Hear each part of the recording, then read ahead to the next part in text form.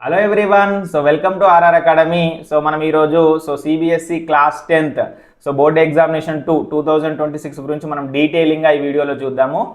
ఈ వీడియోలో మేజర్గా మనం ఏం డిస్కస్ చేద్దామంటే ఎవరు ఎలిజిబుల్ బోర్డు 2కి, నెక్స్ట్ వచ్చేసి రిజిస్ట్రేషన్ ప్రాసెస్ ఏంటిది, ఫీ స్ట్రక్చర్ ఎలా ఉంటుంది, ఎన్ని సబ్జెక్ట్స్ రాయొచ్చు అనేది కూడా మనం చూద్దాము. ఎల్ఓసి అంటే ఏంటిదో కూడా చూద్దాము. దాంతోపాటు నెక్స్ట్ వచ్చేసి బెస్ట్ ఆఫ్ 2 రూల్. ఓకేనా, బెస్ట్ ఆఫ్ 2 రూల్ అంటే ఏంటిదో కూడా మనము చూద్దాము. డీటెయిలింగ్లోకి వెళ్తే ఫస్ట్ ఎవరు ఎలిజిబుల్ అంటే వాళ్ళు ప్రతి ఒక్క ఎగ్జామినేషన్లో 33 మార్క్స్ వచ్చిన వాళ్ళు మాత్రమే ఈ బోర్డు 2కు ఎలిజిబుల్. నెక్స్ట్ వచ్చేసి ఎవరైతే 3 ఎగ్జామినేషన్ రాశారో నెక్స్ట్ అట్లీస్ట్ మినిమం 3 ఎగ్జామినేషన్ రాసి ఉండాలి. బోర్డు 1లో ఎన్ని రాసి ఉండాలి? 3 ఎగ్జామినేషన్ రాసి ఉండి అందులో 33 మార్క్స్ కనుక వస్తే వాళ్ళు కూడా ఎలిజిబులే. మీరు 2 ఎగ్జామినేషనే రాశారు బోర్డు 1లో, అప్పుడు మీరు ఎలిజిబుల్ కాదు. అప్పుడు ఈఆర్పి కేటగిరీ కిందకి వస్తారు, మీరు ఎలిజిబుల్ కాదు, మీరు కంపార్ట్మెంట్లోకి వెళ్ళాల్సి వస్తుంది. ఎవరు ఎలిజిబుల్ కాదంటే 33% కన్నా తక్కువ వచ్చి, అంటే 33 మార్క్స్ కన్నా తక్కువ వచ్చిన వాళ్ళు కంపార్ట్మెంట్లోకి వెళ్ళిపోతారు, అంటే కంపార్ట్మెంట్ ఎగ్జామినేషన్లోకి వెళ్ళిపోతారు. ఎబో 33 ఉండి అన్నిటిలో పాస్ అయ్యి 3 సబ్జెక్ట్స్ కనుక అటెంప్ట్ చేసిన వాళ్ళు ఎందులోకి వస్తారు? బోర్డ్ ఎగ్జామినేషన్ 2 గురించి అందులోకి ఎలిజిబుల్. దాన్నే ఇంప్రూవ్మెంట్ ఎగ్జామినేషన్ అంటారు. ఎవరు ఎలిజిబుల్ అంటే 3 సబ్జెక్ట్స్ పాస్ అయి ఉండాలి, అన్నిటిలో ఎంత వచ్చి ఉండాలి? 33 మార్క్స్ వచ్చి ఉండాలి. నెక్స్ట్ వచ్చేసి ఓకే, మరి ఎన్ని సబ్జెక్ట్ చూజ్ చేసుకోవచ్చు?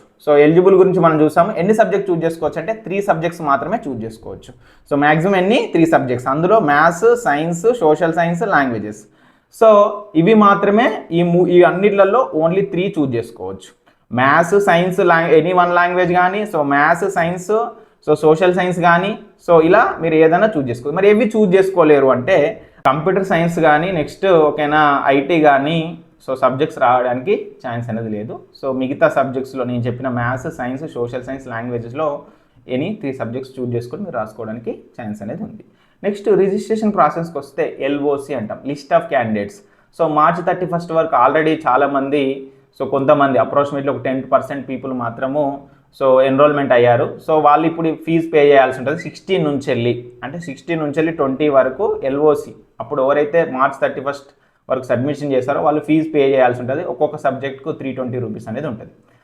చాలామందికి డౌట్స్ ఉంటుంది, అప్పుడు 3 సబ్జెక్ట్స్ అప్లై చేసాం సార్, కానీ ఇప్పుడు 1 ఎగ్జామ్నే రాయాలనుకుంటే ఇప్పుడు 1 ఎగ్జామినేషన్కి మాత్రమే ఫీజు కట్టండి. మీరు 2 రాయాలంటే 2 మాత్రమే కట్టండి. అప్పుడు 3 మీరు అప్లై చేసుకున్నా పర్లేదు, ఎందుకంటే అది ఇంటిమేషన్ చేశారు మీరు స్కూల్కి, అంతే మేము 3 ఎగ్జామ్ రాయబోతున్నామని. అది కూడా సిబిఎస్ఈ ఎంతమంది రాస్తారని తెలుసుకోవడానికి అది పెట్టింది. కాబట్టి ఇప్పుడు ఎన్ని సబ్జెక్ట్స్కి మీరు ఫీజు కడితే అన్ని సబ్జెక్ట్స్ మాత్రమే మీరు రాస్తారు. నెక్స్ట్ వచ్చేసి ఫేజ్ 2లో ఎవరైతే 31 కన్నా ముందు లిస్ట్ ఆఫ్ క్యాండిడేట్స్ అన్నాం కదా ఎన్రోల్ కాలేరో వాళ్ళు ఇప్పుడు ఎన్రోల్ కావాలి.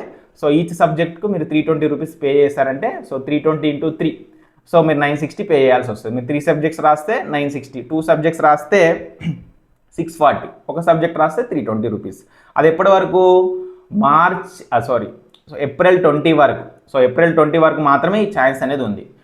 ఏప్రిల్ 20 దాటిందంటే మాత్రం లేట్ ఫీ ఉంటుంది. ఆ లేట్ ఫీ వచ్చేసి 2000 పర్ సబ్జెక్ట్. ఇంతకన్నా ముందుకు బిఫోర్ 20 కన్నా మీరు అప్లై చేసుకుంటే 320 మాత్రమే పే చేయాలి. ఏప్రిల్ 20 తర్వాత మీరు అప్లై చేసుకుంటే ఎంత పే చేయాలి? 2000 రూపీస్ పే చేయాల్సి ఉంటుంది. నెక్స్ట్ వచ్చేసి ఎప్పుడు ఎగ్జామినేషన్స్ ఉన్నాయి, టెంటేటివ్ డేట్స్ ఎప్పుడు ఉన్నాయి అంటే మే 15కి ఎగ్జామినేషన్ మ్యాథమెటిక్స్తో స్టార్ట్ అవుతుంది. ఇది ఓన్లీ ఇంప్రూవ్మెంట్ అండ్ బోర్డు 2 వాళ్ళకి మాత్రమే. కంపార్ట్మెంట్ వాళ్ళకి బిట్వీన్ డేట్స్ ఉన్నాయి కదా, 16, నెక్స్ట్ 17, 18, ఈ కంపార్ట్మెంట్స్ వాళ్ళకి. ఈ కంపార్ట్మెంట్ డేట్స్లో ఎవరైతే ఫెయిల్ అయ్యారో వాళ్ళకి ఎగ్జామినేషన్ జరుగుతుంది. ఇంప్రూవ్మెంట్ అండ్ బోర్డు 2 ఎగ్జామినేషన్ వాళ్ళకి ఏం జరుగుతుంది? మార్చ్ 15 నాడు జరుగుద్ది. నెక్స్ట్ వచ్చేసి సైన్స్ ఎప్పుడంటే మే 19th ఉంది. నెక్స్ట్ వచ్చేసి సోషల్ సైన్స్ 22 ఉంది. ఈ బిట్వీన్లో మధ్యలో వచ్చే వాళ్ళు ఎవరు? 18 నెక్స్ట్ వచ్చేసి 19, 20 రోజు కంపార్ట్మెంట్ ఎగ్జామినేషన్ రాస్తారు. ఈ బిట్వీన్ డేట్స్ లాంగ్వేజెస్ వచ్చేసి 26 నుంచి 30 బిట్వీన్లో ఉంటాయి. ఈ మధ్యలో ఉన్న డేట్స్ కంపార్ట్మెంట్. మిగతా డేట్స్ ఇక్కడ ఉన్న మెన్షన్ చేసింది మాత్రం దేనికి? ఇంప్రూవ్మెంట్ కానీ బోర్డు 2 ఎగ్జామినేషన్కు ఎలిజిబుల్ అనమాట. నెక్స్ట్ వచ్చేసి చాలామంది కన్ఫ్యూజ్ అవుతున్నారు. మార్క్స్ అనేది ఎలా చూజ్ చేసుకుంటారు? బోర్డు 1లో వచ్చిన మార్క్స్ మొత్తం తీసుకుంటారా, లేకపోతే బోర్డు 2లో వచ్చినాయి చూజ్ చేసుకుంటారా అనేది మీకు కన్ఫ్యూజన్ ఉంది కదా. ఇప్పుడు మీకు దీనికి క్లారిటీ అనేది వస్తుంది. బెస్ట్ ఆఫ్ 2 రూల్ అంటే ఏంటిదంటే, సపోజ్ ఇక్కడ మ్యాథమెటిక్స్లో మీకు 70 వచ్చాయి బోర్డు 1లో. నెక్స్ట్ బోర్డు 2లో మీకు ఎన్ని వచ్చాయి? 72 వచ్చాయి. ఇప్పుడు ఏది కన్సిడరేషన్ చేస్తారు అంటే 72. ఈ రెండిట్లలో మ్యాథ్స్లో ఏది ఎక్కువ వచ్చినా, బోర్డు 1లో ఎక్కువ వచ్చినా, బోర్డు 2లో ఎక్కువ వచ్చినాయో చూసుకొని సో వాళ్ళు ఏం చేస్తారు, సో ఎందులో ఎక్కువ వస్తాయి, సో బోర్డు 2లో ఎక్కువ వచ్చినాయి కాబట్టి బోర్డు 2ను హైయెస్ట్ మార్క్స్ అనేది చూస్ చేసుకుంటారు. నెక్స్ట్ సైన్స్లో బోర్డు 1లో నీకు 65 వచ్చాయి, బోర్డు 1లో. బోర్డు 2లో 60 వచ్చాయి.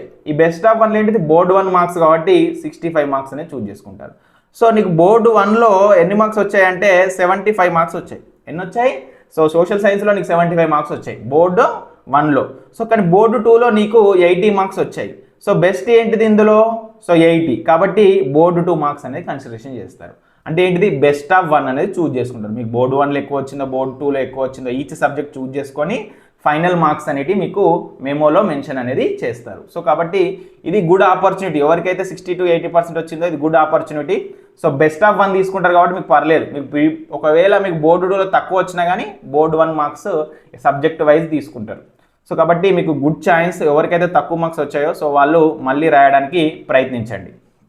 So next, so fixed internal marks, మీకు ఇంటర్నల్ మార్క్స్ ఏం చేంజ్ అనేటివి కావు. సేమ్ మీరు ఫస్ట్ ఏ ఇంటర్నల్ మార్క్స్ ఉన్నాయో బోర్డు 2 కూడా అవే అనేటివి వస్తాయి. నెక్స్ట్ వచ్చి చాలా మందికి డౌట్స్ ఉంటాయి, మార్క్ షీట్లో వీళ్ళు ప్రీ బోర్డు 2 రాశారు అని ఏమైనా మెన్షన్ చేస్తారా అంటే చెయ్యరు.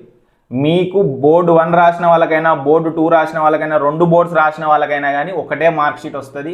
ఆ మార్క్ షీట్లో ఏమనేది మెన్షన్ చేయరు, క్లియర్గా ఉంటుంది. ఇది బోర్డు 1 రాశారు, వీళ్ళు ఇంప్రూవ్మెంట్ రాసి ఇన్ని మార్క్స్ తీసుకొచ్చారని మాత్రం ఉండదు. సో మీకు ఇంకొకటి ఏంటిదంటే మెరిట్ మీకు మెరిట్ సర్టిఫికేట్ కూడా ఇస్తుంది. 0.1 సిబిఎస్ఈ పీపుల్కి, అంటే 0.1 పీపుల్కి మాత్రమే మెరిట్ సర్టిఫికేట్ ఇస్తుంది. ఆ మెరిట్ సర్టిఫికేట్లో కూడా బోర్డు 2 ఎగ్జామినేషన్ అయిన తర్వాతనే ఇద్దామని ఫిక్స్ అయ్యారు. అంటే దాని మీనింగ్ ఏంటిది, సో బోర్డు 1 బోర్డు 2లో బెస్ట్ వచ్చిన మార్క్స్ని మాత్రమే వాళ్ళు కన్సిడరేషన్ అనేది చేస్తారు. సో కాబట్టి మీరు బోర్డు 2 రాయడం వల్ల మీకు మెమోలో ఏం మెన్షన్ చేయరు, స్టార్ కానీ ఏమి పెట్టరు. సో అది మీరు అర్థం చేసుకోండి. సో నెక్స్ట్ వచ్చేసి, సో నో మెన్షన్, ఓకేనా, సెకండ్ అటెంప్ట్. మీరు సెకండ్ అటెంప్ట్ చేశారని మెన్షన్ ఎక్కడ చేయరు మార్క్ షీట్లో. క్లీన్ మార్క్ షీట్ మీకు ఎలా ఫస్ట్ అటెంప్ట్ ఎట్లా రాశారో సెకండ్ అటెంప్ట్ రాసిన వాళ్ళకి కూడా సేమ్ మార్క్ షీట్ అనేది ఇవ్వడం జరుగుద్ది. సో నెక్స్ట్ వచ్చేసి, సో మేము అనేది ఫ్రీ మెటీరియల్ ఇద్దామని అనుకుంటున్నాము. సో ఎవరికైతే 40 నుంచి 60 మధ్యలో వచ్చాయో సో వాళ్ళకి ఫ్రీ మెటీరియల్స్ మేము ఇస్తాము. అవి చాలా యూటిలైజ్ అవుతాయి. సో ఇంపార్టెంట్ క్వశ్చన్స్ ఉంటాయి, అందులో కేస్ స్టడీ క్వశ్చన్స్ ఉంటాయి. సో ఎవ్రీ ఇయర్ దాదాపు ఒక 10 to 15 క్వశ్చన్స్ ఎగ్జాక్ట్గా మ్యాచ్ అవుతాయి, సిమిలర్గా, అంటే ఓన్లీ వాల్యూస్ మాత్రమే చేంజ్ అవుతాయి. సో ఇంపార్టెంట్ క్వశ్చన్స్తో పాటు కేస్ స్టడీ క్వశ్చన్స్ కూడా మేము ఇవ్వడం జరుగుద్ది. సో ఎవరైతే ఆర్ఆర్ అకాడమీ ఛానల్, నెక్స్ట్ వచ్చేసి ఇన్స్టాగ్రామ్లో, యూట్యూబ్లో ఎవరైతే ఫాలో అవుతున్నారో సో వాళ్ళకు షేర్ చేయడం జరుగుద్ది. నెక్స్ట్ వచ్చేసి ఎవరైతే సో మళ్ళీ ఎగ్జామ్ ఇంప్రూవ్మెంట్ రాద్దామని అనుకుంటున్నారో, బోర్డు 2 రాద్దాం అనుకుంటున్నారో సో వాళ్ళ కోచింగ్ క్లాసెస్ కూడా మేము ఆర్ఆర్ అకాడమీలో కండక్ట్ చేస్తున్నాము. సో ఎవరైనా ఇంట్రెస్ట్ ఉంటే మీకు యూట్యూబ్ ఛానల్లో లింక్స్ ఉంటాయి, వాట్సాప్ లింక్ ఉంటుంది, నెక్స్ట్ టెలిగ్రామ్ లింక్ ఉంటుంది, ఇన్స్టాగ్రామ్ లింక్ ఉంటుంది. సో అందులో కనుక మీరు డిఎం చేశారనుకోండి సో మేము మీకు రీచ్ అవుతాము. సో మీకు మంచి మార్క్స్ రావడానికి మేము ప్రయత్నిస్తాము. సో అప్రాక్సిమేట్లీ నేను ఎలా చెప్పగలుగుతానంటే, ఇప్పటి వరకు నా దగ్గర చాలామంది ఒక 1000 స్టూడెంట్స్ దాకా ట్రైన్ అయ్యారు. సో వాళ్ళు చాలా వీక్ ఉన్న వాళ్ళు కూడా, అంటే 40% ఉన్న వాళ్ళు కూడా 80% తీసుకొచ్చాను. సో కాబట్టి వాళ్ళ మెంటాలిటీ తెలుసు, ఎవరికైతే తక్కువ మార్క్స్ వచ్చాయో వాళ్ళ మెంటాలిటీ తెలుసు కాబట్టి వాళ్ళు ఎలా చదువుతారు, సో వాళ్ళకి ఎలాంటి క్వశ్చన్స్ ఇవ్వాలి, సో ఇంపార్టెంట్ క్వశ్చన్స్ ఇచ్చి ఎలా ట్రైన్ చేయాలనేది సో నేను అకాడమిక్ కోచింగ్ క్లాసెస్లో చెప్తాను కాబట్టి నాకు తెలుసు.